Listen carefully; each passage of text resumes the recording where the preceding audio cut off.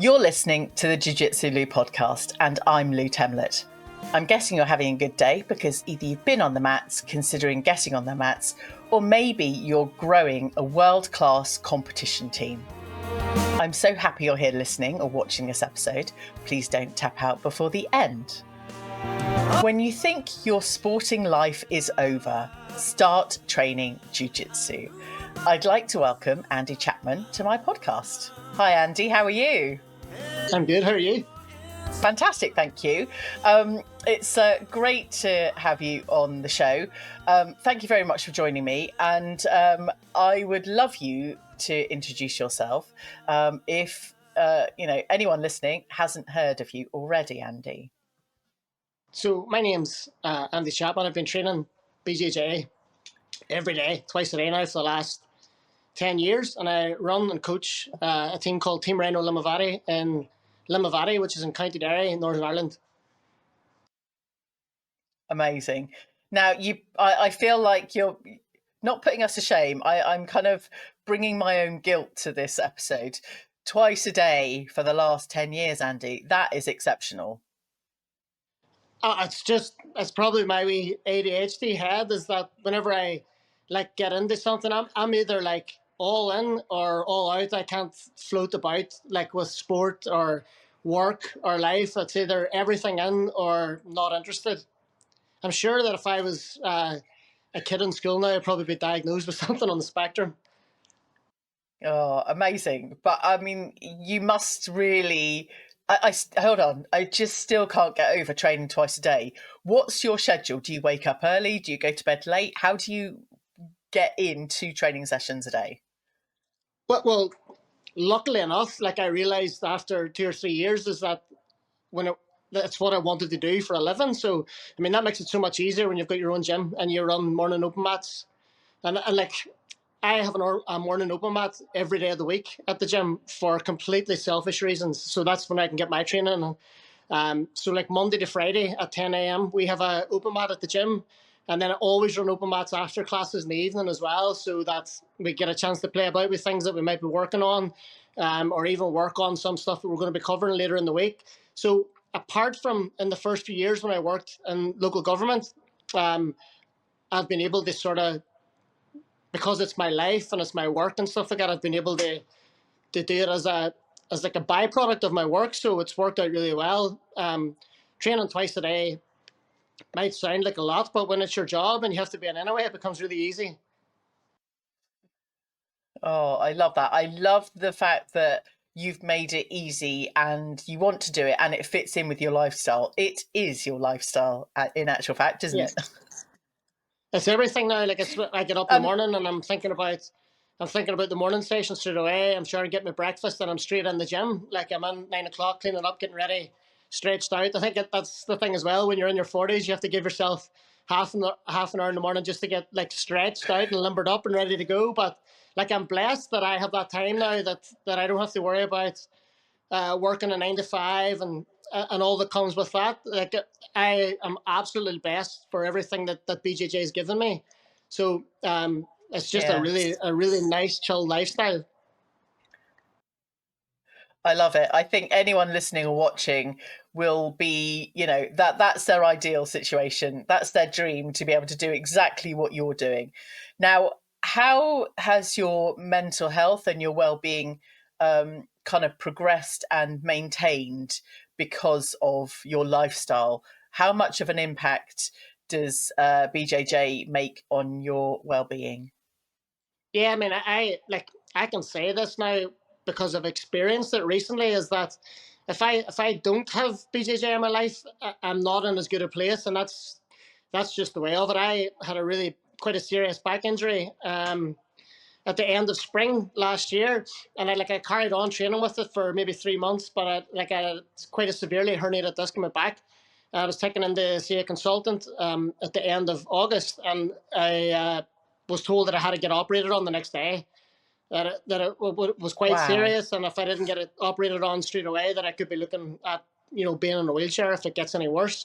So I was just torqued straight into the hospital bed straight after that consultation, and I was operated on my back the next morning without even thinking about was this the right thing to do or whatever. So like for a period of 2 or 3 months after that, I didn't have BJJ in my life, and I had to scramble to get people to cover my classes for me in the gym. And to be completely honest, I wasn't in a very good place during that time. So I never realized how good BJJ was for my head until I didn't have it for a while. Um, so it's just been a process Yeah. then over the last 6 months of like making sure that I do my rehab properly, and getting back to a place now where I can train and enjoy my training every day. And because of what's happened, I feel so blessed every time I get to step on a mat now, something that I took for granted for years. But now it's like such a Yeah. blessing every day. And and just as the question says, it makes me realize for my mental health how important BJJ is to me. Mm.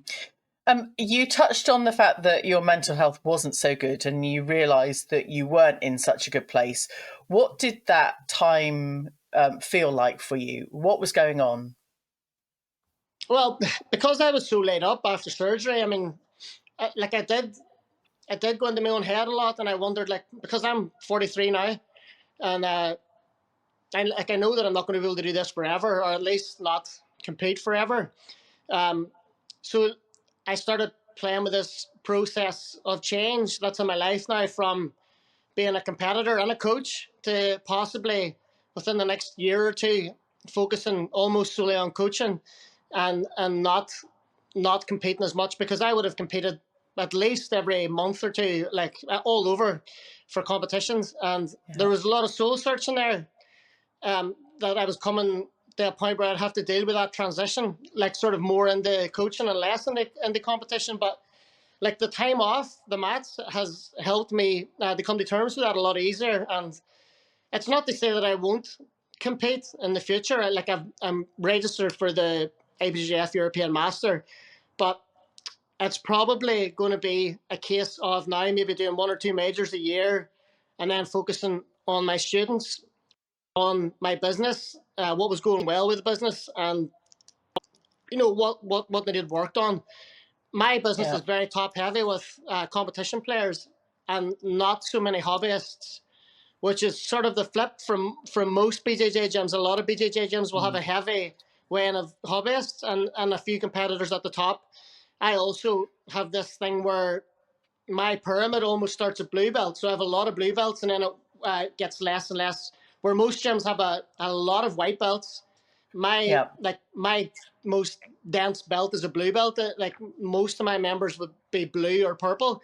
So Yeah. now it's about trying to like make the pyramid solid at the bottom and getting like a big growth in the white belt entries, and then retaining people. Retention as well is something that I wasn't focused on before, because I was so competition minded that Yeah. I probably focused more on the competitors and less on the people that actually needed my attention and needed my mentoring Yeah. and guidance. So, as I say, there was a lot of soul searching during that time that I was off the mats, but I've now come back and focused a lot on getting new members in and keeping members, and also especially members that don't want to compete. People want to come in Yeah.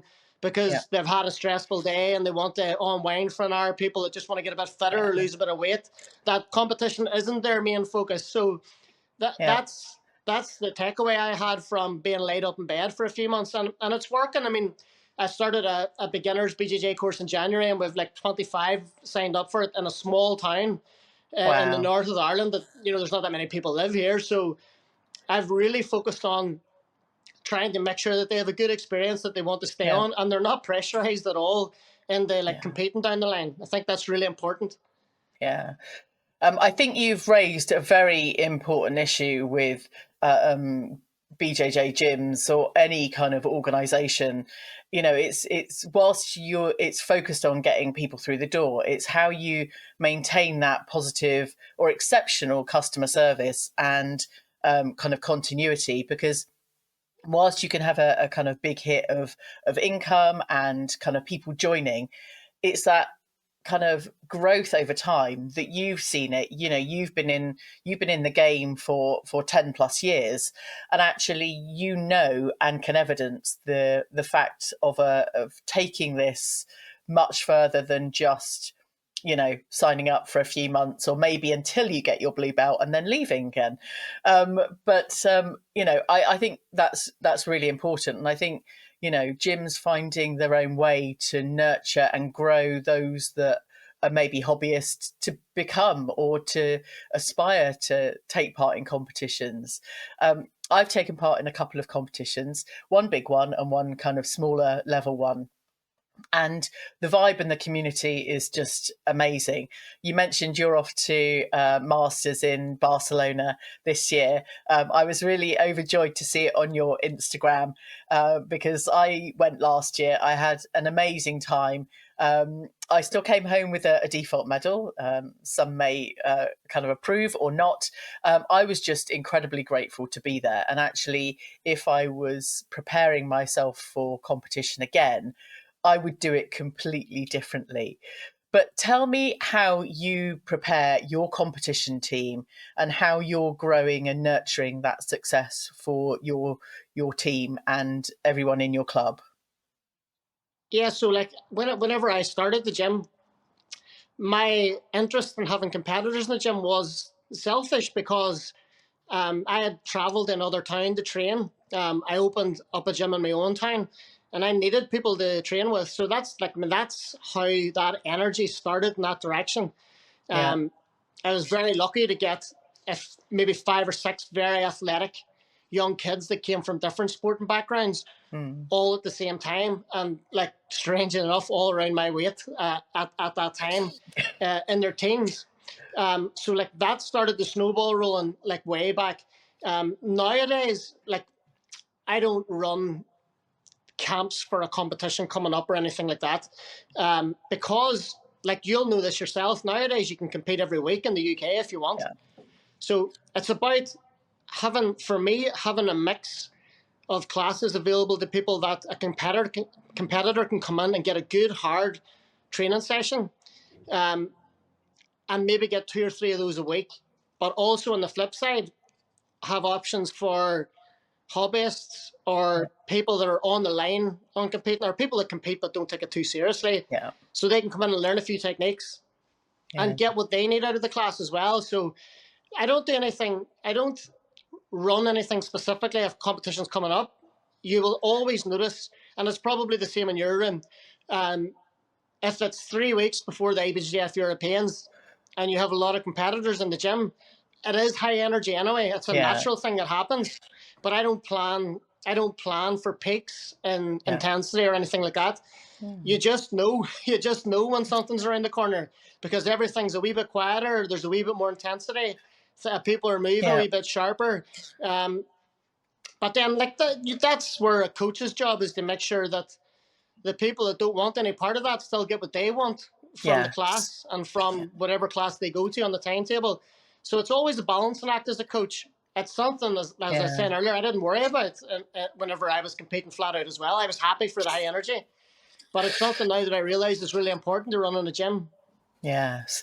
I love the fact that you mention, approaching a competition, the energy gets more, sharper moves. And you're right, that's an amazing observation. And I hadn't, as a blue belt, I hadn't kind of been aware of that. But actually the intensity and the energy is a really amazing community building kind of feelings that actually just, whether you're competing or not, it starts to bring everybody together and just makes the place feel special. So I think that's good. And I think that the people that don't compete need to know and need to be appreciated for their job in that journey as well, because everybody's important in the gym. Everybody's important. I remember a guy, like a high-level black belt from another gym, and he made a really good point to me. And it was whenever I was injured, and I think that it's so true, and it's something that I need to fill the gap in, is that your gym or a gym should be measured off how good the hobbyists are, not how good the competitors are. Because a competitor's self-motivated. He doesn't need to be told to go to, or he or she doesn't need to be told to go to the gym at night. They don't need to be told to eat properly or get their sleep. They're highly motivated people that do that anyway. So by the law of averages, those athletes are going to be good no matter where they train. The key is getting your hobbyists at a high level. I love that. I think raising the game for us that don't compete. You know, we're either there as grappling dummies sometimes, and but actually as a hobbyist, we can learn lots of different skills and techniques and mindset and behavior and all of those other things from those kind of more elite athletes that are there. If we have a more of a kind of growth and an open mindset, sometimes it can set us on a downward spiral because we go into a place of comparing ourselves and going, we're nowhere near those competitors. We are just not as sharp. We are just not this, that, and the other. But actually, it's also a reminder to focus back on our own journeys rather than, try and compare ourselves with any other individual in the gym or in life in general. I like the fact that you mentioned that your gym is kind of nurturing the higher ranking belts. I think that's really important, and it shows kind of anyone else joining that the culture is healthy and is in an environment that people do want to stay, because I guess going through the ranks, people generally stay with one of the gyms that they kind of start with, and kind of that's their growth, but others still are finding the right gym and location for them. What are some of the things that a potential hobbyist should look for when they're looking for a new gym to join or to start training with, apart from yours in Northern Ireland, of course? Yeah, well, I think that I personally, I always get an energy of something when I walk in the door, and I know if something's the right fit for me straight away. Um, so Yeah, for a hobbyist should be made to feel welcome.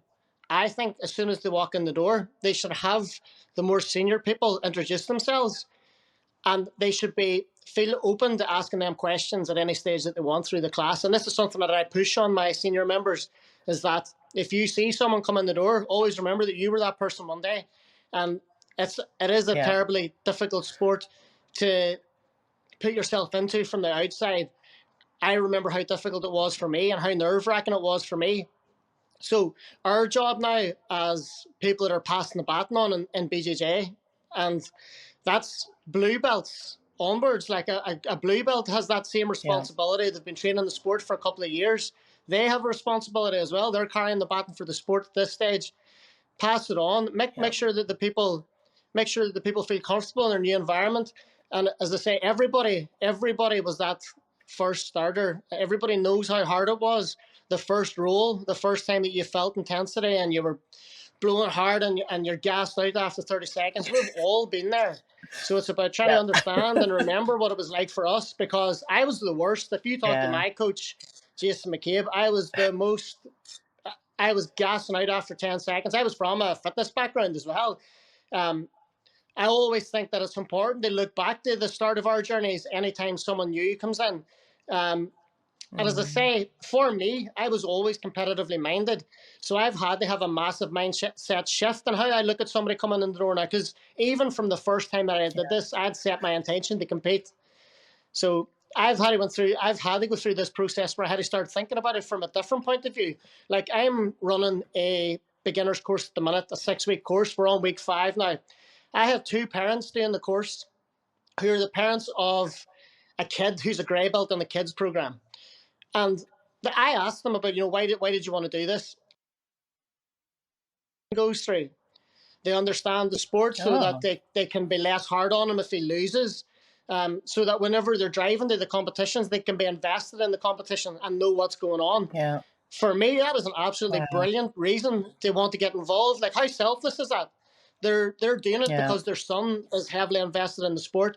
So immediately, whenever I was talking to his mother, Leona, I had to try and put myself in her shoes and understand how difficult it is for yeah, her to be in the class in the first place. yeah, Um, so like everybody's in for different reasons, and I think that for a hobbyist or for someone coming in the gym for the first yeah, time, the most important thing is that they feel extremely welcome, and that when they leave the mm. class that night, they feel as if they're looked after and they want to come back for night two. Because I think once you get them in for the second night, there's like a good chance that you're going to hold on to those people.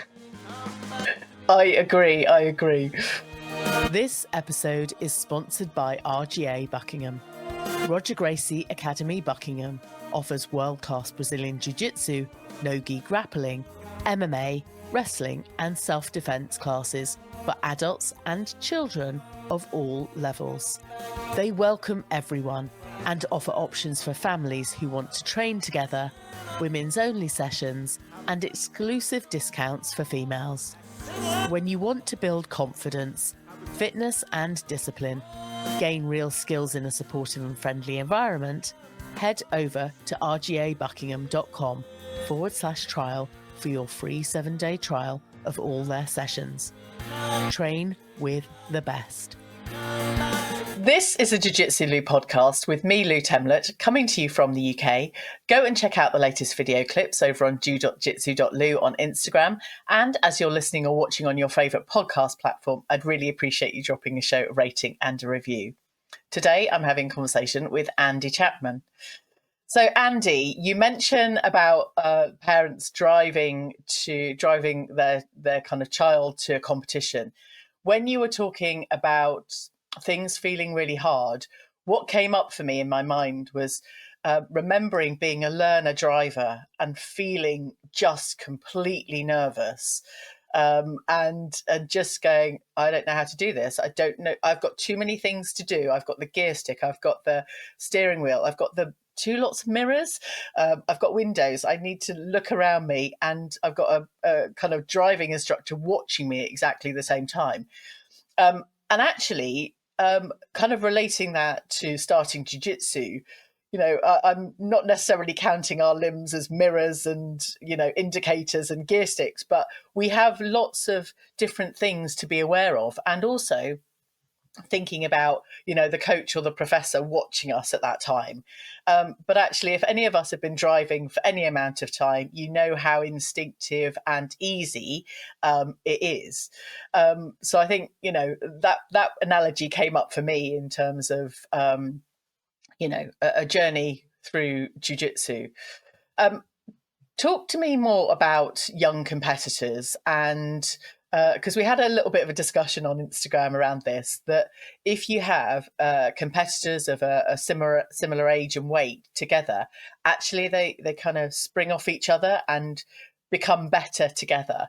Tell me about that. Yes, absolutely. So, I can't really compare anything to the UK scene, but in Ireland, I always find that if you look at a gym that has a really strong young competitor, a teen, 16, 17, juvenile, 8, even young adult, and they're really strong, you always find that there's correlation in that gym with other people in and around the same weight, age, and skill level. And it's something that I've been really lucky to have here. I have a group of 4 or 5 lads in and around light featherweight, all within one grade of each other.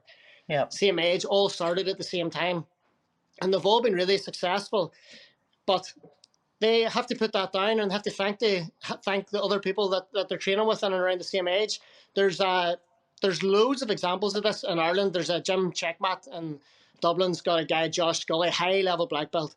But when you look in the gym, there's other guys in around his weight. Nathan O'Callaghan, who's a brown belt, who they've brought each other on. And there's another gym, Galera in Cork, where there's a prodigy, Stuart Carmody, but if you look deeper into it, his brother Shane is the same grade, and they push each other on. And there's pockets of this all over the country with high level people. So it's not easy to get, but if you can get 2 or 3 people in and around the same level, and they're competitive and they want to compete, they're so blessed to have each other. Like I posted a video up that got a lot of traction last week, and it's 2 of my students, Sam and Leon, was doing a no-gi round in the gym, and so many people were messaging me about it. And those 2 guys should have so much blessing for each other, because I never see them tap each other. Every time I watch a round, it's completely even, but it's ultra competitive. And I have no doubt that Leon wouldn't be where he is today if it wasn't for Sam, and Sam wouldn't be where he was if it wasn't for Leon. So I think that if you can get that in your gym, and you can keep them together and allow them to have the wee fallouts when they fall out and make up, and if that can happen, because that will happen. It happens with competitive people. they'll bring each other on. So we're lucky that we have that. I have definitely noticed a trend in that as well in other gyms. Even at adult level, you'll sometimes get this wave of competitive blue belts that come through together in a certain gym. Yeah. And that's quite common as well. Just on the analogy you were talking about, like driving and all the difficulties and all that, it can seem so like so much pressure and stuff happening. I had a guy at the beginners program last week, a young guy as well, and he had said to me at the end of the class, I just can't take anything in. There's so much to take in. And one of my other coaches made this brilliant analogy, and it stuck with me, and I'm going to use it now moving forward. Is that back in the day, whenever you buy a music album and there's 12 tracks on the album, you don't know the words to any song, but without even realizing it, a few months later, you're driving down the road and you're singing one of the songs without learning the words. And I just thought that's a brilliant way to describe the path from white belt to blue belt. Is that if you don't put pressure on yourself to learn, and you just come in and train, and you take away maybe one thing every night, within 6 or 7 months, you'll be chaining things that you don't even remember learning. And it is such a difficult sport for a new start because it can feel very overbearing. But I think that the most important thing is just like taking the pressure completely off the person's shoulders to learn it all in a short space of time, and just try and enjoy the process. If they can pick up one thing every night, I think that's the way to slowly start chipping away and getting better. I digressed a wee bit there, but just whenever you had mentioned your car analogy, it came into my head. I love it. I love it. Now, what's coming up for me is listening to the chart show on a Sunday afternoon and trying to write down the lyrics or recording it on a tape. This is for the very old masters. Recording it on a tape and then replaying it back and trying to write down, because you hadn't bought the latest edition of Smash Hits because you didn't quite have enough pocket money. And actually still singing it, and then maybe getting one word wrong, because there's always a song that people know and they might get one word wrong. And that, again, is like jiu-jitsu. You might not quite get it all the way right. Okay, so let's move on to Masters. Actually, I also had an Ally McBeal. If anyone remembers watching Ally McBeal in the 90s. I do. So we've got something in common. Having that kind of soundtrack or the song playing in your head, whatever it happens to be, may keep us focused as long as we're singing all the right words in our head quietly and not on the mats. Absolutely. Okay, Andy. That makes sense. We're on the same wavelength. We've got it nailed, Andy. We digress. And if anyone's still listening and haven't tapped out, well, then we're about to talk about Masters. So, Andy, we are kind of Masters. You're Masters 3. I'm Masters 4. Do you find lots of competitors still in your category? And how do you prepare for kind of competition, aside from training twice a day, from a mindset perspective? So whenever I was a wee bit younger, going through the belts of blue and purple belt, I probably did focus a wee bit more on how I would like get ready and stuff like that for competitions. Not so much now. I think that whenever you get a wee bit older, move up the ranks a wee bit, you come to realize that it's not actually that important. Like, I used to obsess on how people would react to my result in a competition.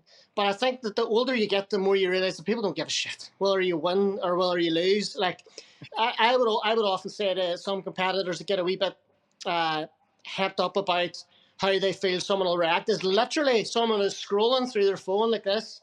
Yeah. They see your result. They'll say, oh, Andy won or Andy lost his first match. And then they'll scroll within another second and that's forgotten about. So, like, I think that it's important to take that break. And that's very liberating if you can understand it. It sounds as if you're being cruel by saying nobody gives a shit. It's not a cruel thing to say. It's just the life that we live nowadays. Nobody really cares about anybody else's competition record. You only do it to give yourself goals, and you would be lying if you said that you didn't feel good after winning a competition. There's a nice wee feeling, just as well as there's like an awful feeling when you lose. But for everyone else, Nobody cares. The only people that care is your close friends and family, and they don't care about you Yeah. losing. They only care about your feelings. Like, they don't Yeah. want you to be upset or sad or anything like that. So I think that, like, understanding that, and again, that was a process that I had to go through. I used to think that people cared about me winning or losing, but people don't care. So I think that knowing that makes it a lot easier. Yeah. I used to do, like, what I would call camps, where I would, like, focus heavily on training before, like, certain competitions, but I don't do that anymore. Like, I think that if you've been training long enough and that you're relatively fit and healthy, you're probably not going to learn something new in the space of 2 or 3 days. It's going to change what you're going to Yeah. do in competition. You Yeah. should always be striving to get better and learn more anyway. Um, Yeah. but yeah, so everybody has a different sort of way of doing it. At the time that I was over in Warrington at the over 40s open mat last month, I was, like, coming up to the Euros, and there was guys at the tail end of the training program, and they were all super sharp as well. They all felt really good, and they'd put in a lot of work to get to that point. But um, my my view on that's a wee bit different. I know what I know. I'm relatively Yeah. fit and healthy. I roll every day at different intensities and different days. If it goes my way, if I enter a competition next week and it goes my way, that's great. If it doesn't, I just keep. You always get a wee bit of feedback to take back to the mats that you can work on again. Yeah. That's good. In terms of goals, being a podcaster, I don't just podcast. I listen to lots of different podcasts that kind of keep me updated, informed on psychology and technology and philosophy and all sorts of things. But I was listening to one, Modern Wisdom with Chris Williamson, having a chat with Steve Magnus, and he was talking about focusing on progress goals over and above performance goals. How do you think that kind of factors into somebody's game? Yeah, I think that that's so important. And then, like you get, if you take that mindset into competition, the result becomes a wee bit less important, because no matter what happens, you're going to get feedback for progression. Yeah. And at the end of the day, that's why you should compete anyway. You should Yeah. compete, and you should invite the opportunity to learn from holes in your game. Yeah. That's not going to happen if you just smoke everybody every time you compete. You actually need a bit of everything from competition, Yeah. including losing, to help with the progress that you're talking about in that mindset. And I think that's so important. Like, Yeah. I always learn more from uh, a loss than I do from necessarily going and finishing somebody early in a match. Um, Yeah. it's not to say that you definitely can't progress and learn from winning as well. Like, the saying, you win or you learn. Like, I don't necessarily agree with that. You can win and learn as well, but Yeah. in terms of progression, if your focus is on progression, then the result definitely becomes a wee bit less important. And that's not to say that you don't want to win. Everybody wants to win, but Yeah. at the end of the day, we're all on this big hierarchy in this sport. There's always going to be people better than us anyway. So what we should be Yeah. striving to do is just get that wee bit better every day. And competition definitely helps that to happen. Like that. That's why I would encourage people from the gym to compete, is that you're going to learn Yeah. things from the competition that you should come back and focus on in the gym. And that's really important. Yeah. Yeah, I agree. And for me, for some of us, the progress goals might be getting to a competition to support other teammates. It might be actually signing up, whether there's a match or not. But it's those different things. Stepping on the mat, even that's.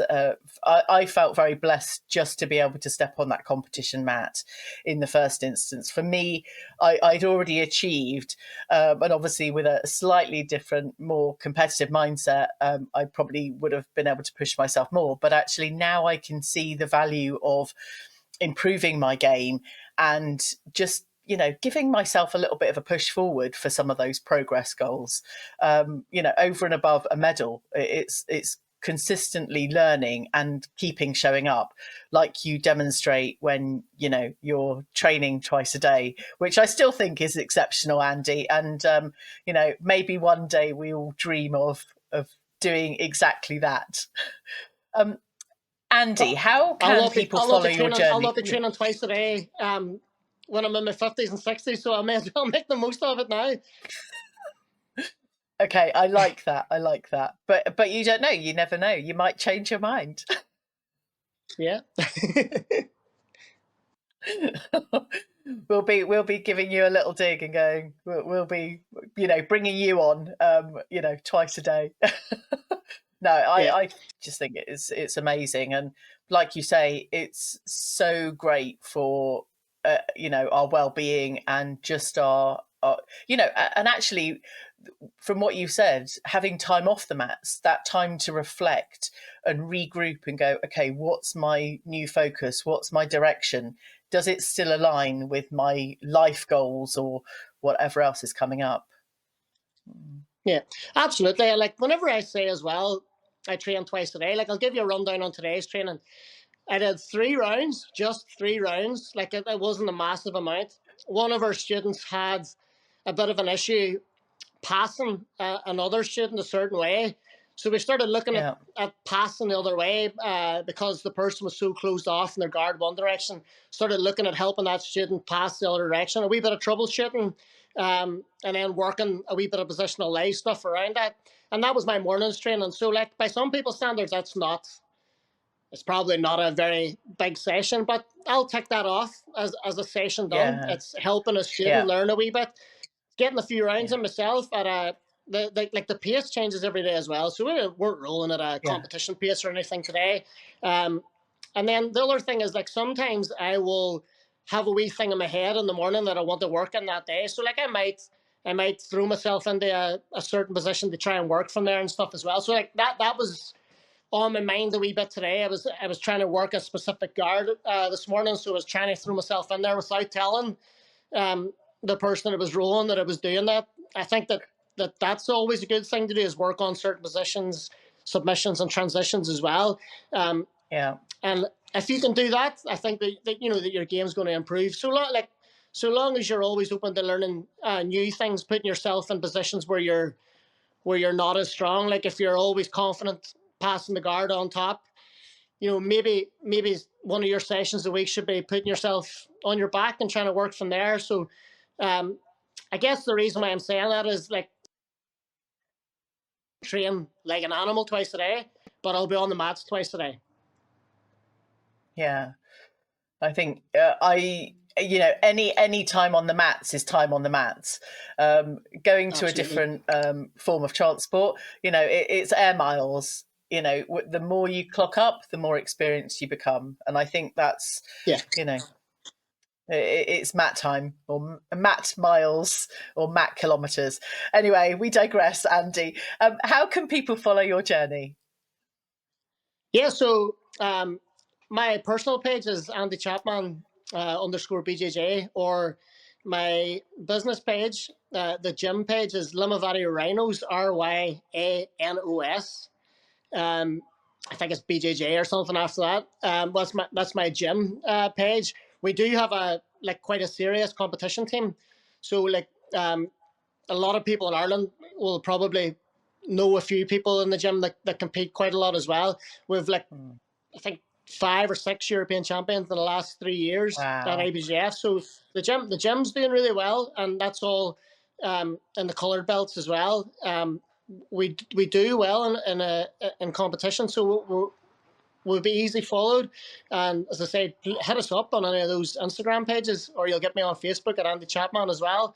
And I love sharing ideas and thoughts with people on the sport, because it is my life. It's like, even whenever I connected with you, we were talking about certain things, like a shared passion. So if anybody does want to or has the same passions, please add us up, and we'll start sharing our passion for the game that we all love.